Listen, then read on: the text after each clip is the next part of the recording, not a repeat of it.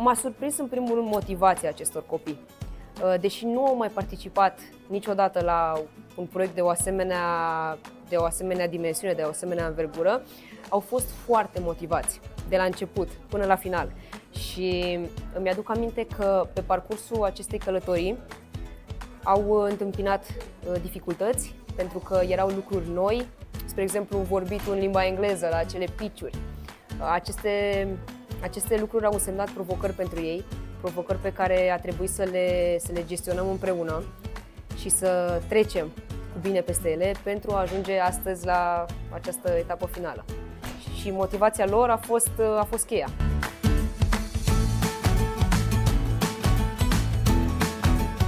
Hei, bun venit la un nou podcast alături de o echipă de la Technovation Girls. Astăzi le avem invitate pe fetele din echipa Digital Queens. Ce faceți, fetelor? Cum vă simțiți? Bună ziua, eu sunt Nicole și mă simt foarte bine și mă bucur că sunt prezent astăzi aici. Mă bucur! Eu sunt Anastasia, sunt foarte entuziasmată să începem.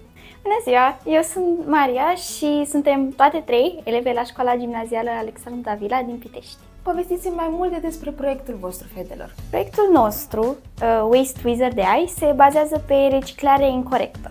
Și cum a luat el naștere? Am observat că, deși noi avem containere de reciclare în școli, în școala noastră sunt, mulți copii nu sortează corect noi și ne-am gândit că ar fi o idee bună să ia naștere o aplicație care să rezolve această problemă. De ce ați ales voi să participați la Technovation Girls? Noi am ales să participăm la Technovation Girls pentru că doamna ne-a arătat o nouă oportunitate pentru a ne dezvolta abilitățile. Cum a început aventura voastră în Technovation Girls? Doamna noastră, după ce ne-a povestit despre acest concurs, ne-a arătat site-ul pe care trebuia să ne înscriem și ne-a trimis prin e-mail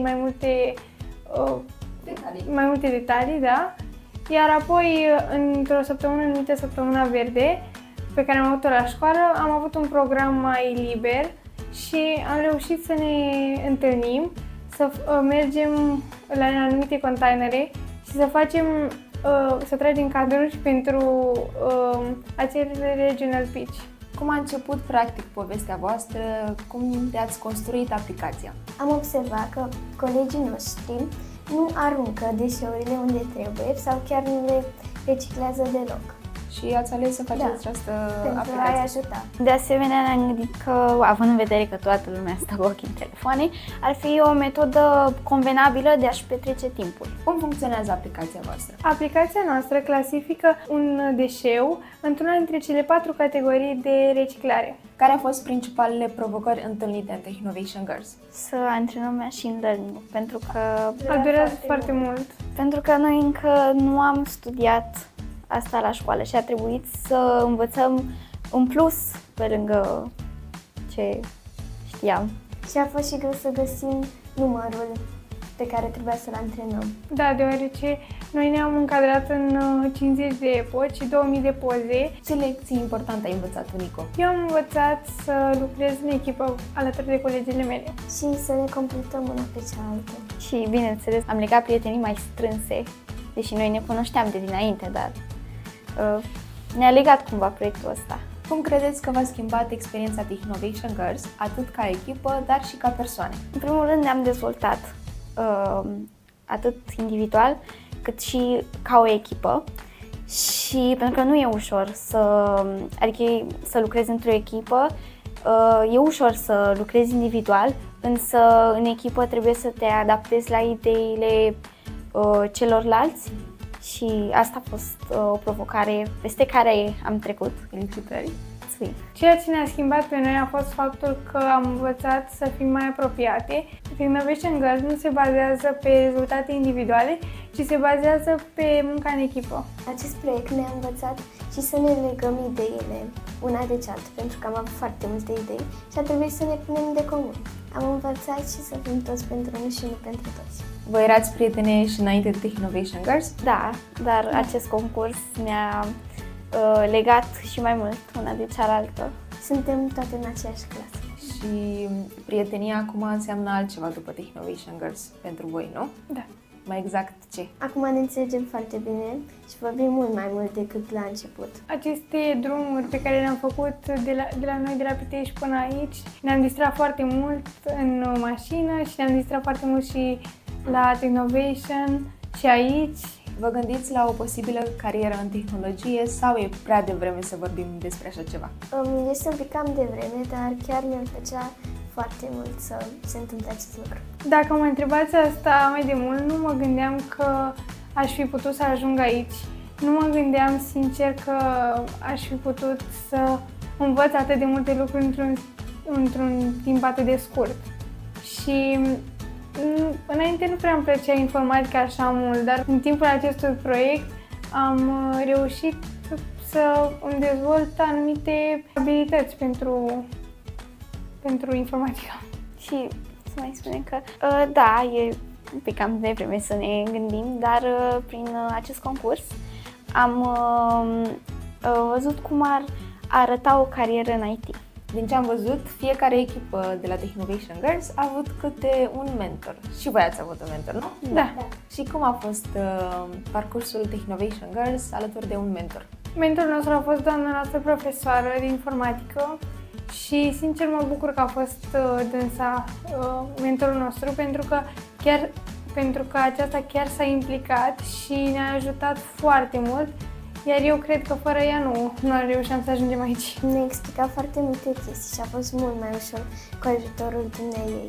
Da, am trecut prin toată călătoria aceasta cu ajutorul doamnei noastre profesoare Cristina Dișmănescu, care ne-a învățat în primul rând cum să lucrăm ca o echipă și care a fost lângă noi la fiecare pas și ne-a încurajat și ne-a spus că mereu trebuie să încercăm, pentru că altfel nu știm dacă reușim sau nu. Adică dacă nu încerci și nu reușești, n-ai cum. Maria, care a fost cea mai frumoasă experiență pe care ai trăit-o tu la Regional Pitch Event? Înainte să se anunțe câștigătorul, țin minte că toate trei ne-am ținut de mână și a fost foarte drăguț. Adică eu am simțit atunci cumva putere și adică am simțit o energie pozitivă când ne-am ținut de mână și a fost frumos. Iar pentru tine, Anastasia, care a fost cea mai valoroasă experiență pe care ai trăit-o la Regional Pitch Event? Probabil la fel când s-au anunțat câștigătorii. Până atunci am avut numai emoții și n-am putut să mă concentrez pe nimic. Iar pentru tine, Nico, care a fost cea mai valoroasă experiență pe care ai trăit-o la Regional Pitch Event? Înainte de a se anunța câștigătorul avem foarte, foarte multe emoții, dar ceea ce mi-a plăcut cel mai mult a fost că doamna noastră a avut așa un moment înainte și ne-a explicat, ne-a încurajat, ne-a spus că suntem foarte bune, ne-a spus că știm ce facem și ne-a spus să avem foarte multă încredere în noi, pentru că ea deja știe că o să câștigăm, știe că am muncit și știe prin tot ce am trecut până acum. Și asta m-a motivat și pe mine și, cum a spus și Maria, ne-am ținut de mână și asta ne-a încurajat foarte, foarte mult și, într-un fel, s-au dus emoțiile. Care este contribuția fiecăruia în proiectul vostru? Eu am ajutat pe partea de codare, am testat această aplicație alături de colegi și a fost reușită, după părerea mea. Am preluat anumite date de pe platforma numită Kaggle și le-am încărcat în Pictoblox pentru a ne antrena modelul. Și am antrenat cu 50 de e-pozi și peste 2000 de poze, dar am descoperit pe parcursul acestei antrenări că prea mult strică. Așa că ne-am remediat și am descoperit, după cum am spus, că 50 de e-pozi și 2000 de poze sunt perfecte. Eu cu colega mea, Maria, am lucrat pe partea de design și am făcut cele două compuneri.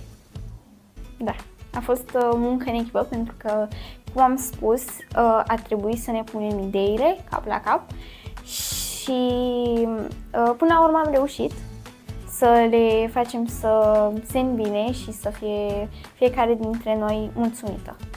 Cine a testat pentru prima dată aplicația? Eu. și cui i-ai dat-o să testeze? Păi am testat-o alături de colegii mei, iar apoi de doamna profesoară, alături de doamna profesoară. Cum poate aplicația voastră să influențeze societatea? Aplicația noastră, cum am mai spus, este bazată pe reciclare incorrectă, care subliniază mai multe probleme cu care se confruntă omenirea și dacă folosiți aplicația noastră, în primul rând reciclați corect și protejați mediul. Și cum pot oamenii să recicleze corect prin aplicația voastră? Aplicația noastră are o cameră pe care o deschideți și faceți poză unui obiect, unui deșeu. După aceea, aceasta clasifică obiectul respectiv într-una dintre cele 4 categorii de reciclare. Adică dacă îi dăm o sticlă de plastic, îl clasifică la containerul galben și tot așa. Ce planuri aveți pentru aplicația voastră? Ne propunem ca în viitor să realizăm o versiune pentru iOS și Android pe care o puteți încărca în magazinul de aplicații. Ne mai propunem și să facem colaborări cu influenceri locali, concursuri și prezentări în școli, alături de părinți și de profesori. De asemenea, venind în completarea colegilor mele, dorim să integrăm în școala noastră, începând cu școala noastră și apoi, dacă avem succes și în celelalte școli din România, containere inteligente care să se deschidă automat când facem poză la un obiect și așa copiii nu au cum să mai recicleze incorect.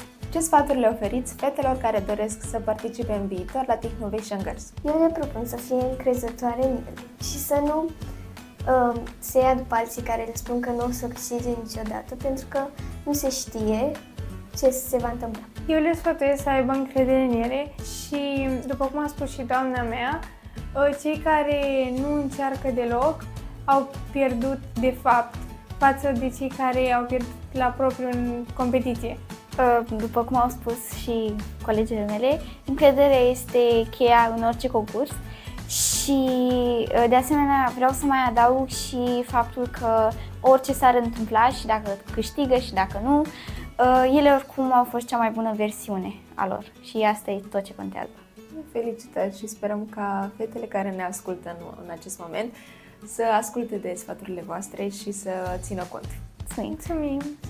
Cum pot ascultătorii să afle mai multe sau să sprijine proiectul vostru? Noi chiar ne dorim să aducem aplicația la realitate. Ne propunem și să descărcăm aplicația pe telefon. Și în viitor vrem să ne deschidem pagini pe rețelele de socializare unde oamenii ne pot sprijini și urmări și să afle mai multe informații despre ce înseamnă reciclarea corectă. Vă mulțumesc, fetelor, pentru acest podcast. Deja am ajuns la final. Sper că aplicația voastră să devină realitate și oamenii să învețe să recicleze corect. Vă mulțumim pentru această invitație. Sperăm ca oamenii să ne asculte și să ne sprijine în continuare. Și suntem foarte recunoscătoare pentru oportunitatea pe care ne-a oferit-o acest concurs de a ne dezvolta ideile.